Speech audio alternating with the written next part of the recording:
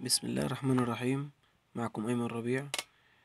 زي ما عودتكم على كل جديد، النهاردة بإذن الله في طريقة جميلة جدا لتوفير البطارية لجميع أجهزة HTC.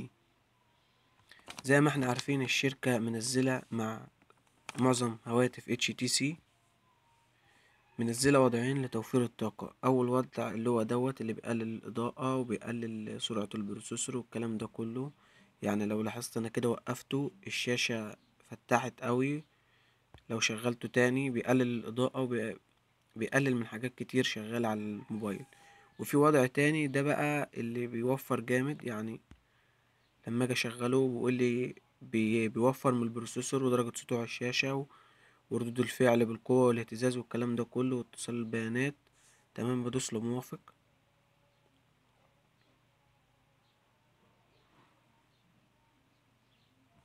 تمام، هنا بقى بيقول لي دي التطبيقات اللي شغالة بس، يعني عمل إغلاق لكل التطبيقات اللي نازلة مع الاندرويد، سواء جوجل او واتساب او يوتيوب او اي حاجة شغالة عندك عمل لها ايقاف. اللي شغال عندك دلوقتي الرسائل، الهاتف، البريد، التقويم، الآلة الحاسبة. تمام، الوضع ده حلاوته انه يوفر في البطارية جامد. تمام، ممكن 3% تقعد معاك يوم كامل. بس مشكلته نفترض مثلا ان انت عايز تستخدم تطبيق غير دول، يعني في مشاكل كتير دلوقتي بتواجه كل الاعضاء في حكاية البطارية. فالنهاردة في طريقة حلوة هنستخدمها. تمام، يعني نشغل الوضع وفي طريقة حلوة لو عايزين نشغل برنامج تاني جنبها.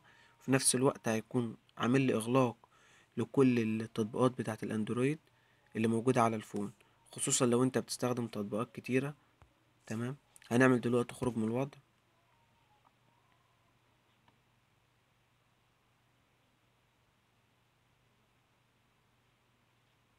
تمام، هروح داخل.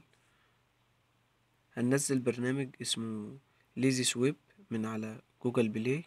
انا منزله قبل كده هنا بتاع الميموري ابس.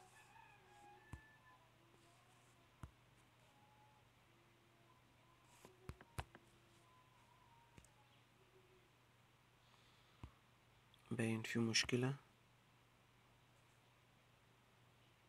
تمام، انا مثبته قبل كده مش مشكلة.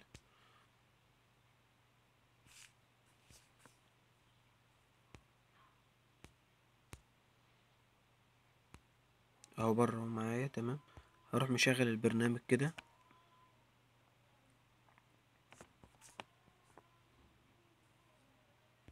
تخطي تخطي. تمام، ابدأ. تمام، هروح بقى مشغل الوضع تاني.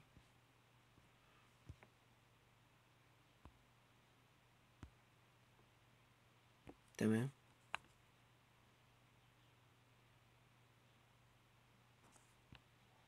كده. تمام كده، اغلق لي كل التطبيقات اللي على الهاتف. تمام، ما سابليش غير التطبيقات اللي شغاله اللي هي رسائل الهاتف والتقويم والبريد والحاسب. تمام، ممكن انا بقى عن طريق البرنامج ان انا مثلا افتح تطبيق واحد تاني، بحيث ان معظم تطبيقات الاندرويد اللي بتنزل مع الموبايل. تمام، هي اللي بتبقى سحبة اكبر عدد ممكن من الرام والبروسيسور. تمام، وبتهلك في البطارية جامد. فهنا ممكن من هنا بقى افتح اي تطبيق انا عايزه، تطبيق محدد واحد بس، والكل يبقى معمول له اغلاق. فدي انا جربت الطريقة ديت لمدة اسبوع. الطريقة ديت ملهاش حل. تمام، للناس اللي بتعاني من مشكلة البطارية، او لو انك انت في مشوار والبطارية تفضى معاك بسرعة، فاحسن طريقة انك تستخدم النظام ده. يعني انا مثلا اجرب افتح فيس.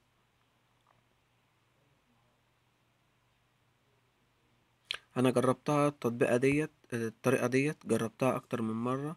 تمام، والبطارية بقت بتقعد معايا باليومين والتلاتة، ودي اول مرة تحصل وحاجة جديدة بالنسبة لهواتف HTC كلها. ويا ريت الناس تجربها وتقول لي ايه رأيها.